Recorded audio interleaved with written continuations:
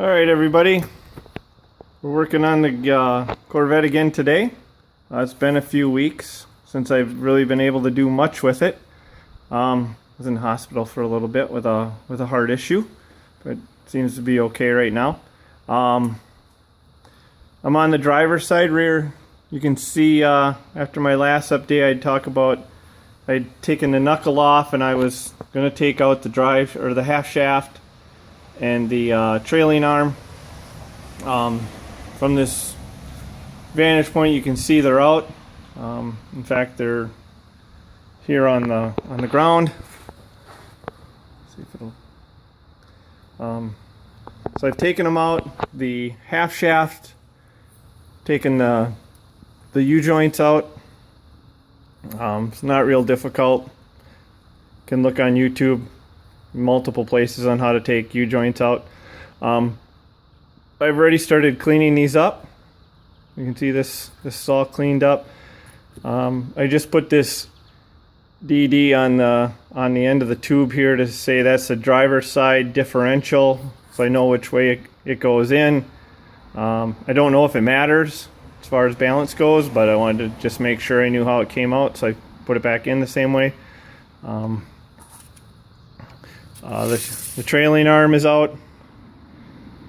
And again, I clean that up. I need to get the bushings out of it. You can see how nasty and broken up they are. So we'll get those out. The hard part came with the knuckle.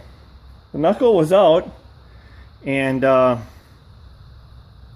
thought it'd be easier for me to get these 3 bolts out of the back that held the wheel bearing in and the bracket for the caliper and everything. I really had to work at it. I had a pry bar on it and stuff, and just couldn't hold it correctly to get those out. I ended up with an electric impact wrench on them, and that still wouldn't take them out. What it finally came down to was I took the impact wrench and would tighten a bolt, loosen it, tighten it, loosen it, tighten it, loosen it, and it finally, through that process, would break each one of those bolts loose. And that's what got it out, or got them out. And I ended up having to do that on both sides. I had to work back and forth to get these 3 Torx bits, bolts out of the back of this knuckle out. The thing is, once I got them loose, I still needed to get the axle nut off, because I had forgotten to take it off while it was still hooked up. So what I did is I simply put these bolts back into a point, back in the assembly, threaded them in, so they would hit this piece in the knuckle if it tried to rotate, and that was enough to get the nut off.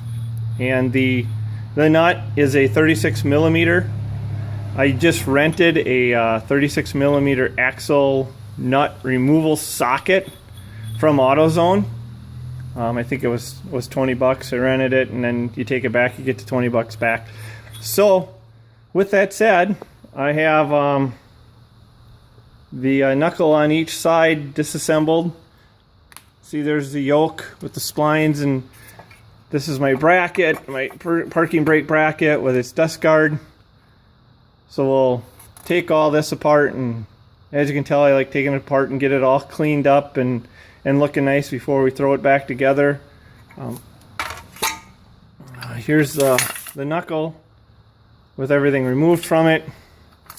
Inside, all full of grease and gunk from the universal joints and stuff, and just road grime and everything. So, like I said, that's the driver's side. We'll head over here to the passenger side, and you got the same thing. Dual wheel bearing, the yoke is out, parking brake assembly come out. I have a new parking brake assembly / caliper bracket coming, or not a new one, but from a salvage yard. So we won't worry about cleaning that up too much, but we'll get the knuckle all cleaned up and ready to go back in.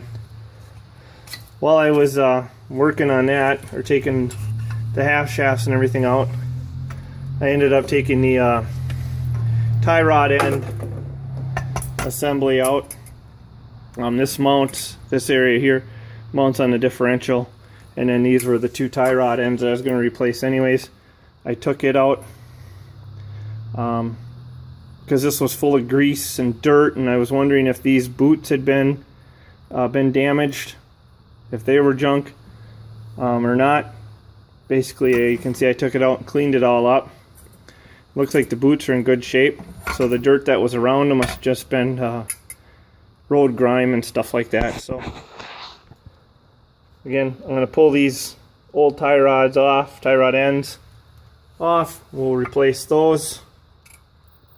You can see I cleaned up the half shaft and the trailing arm.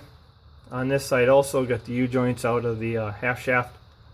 So I'm going to keep plugging away at cleaning all this stuff up, and hopefully soon we can start putting some of it back together.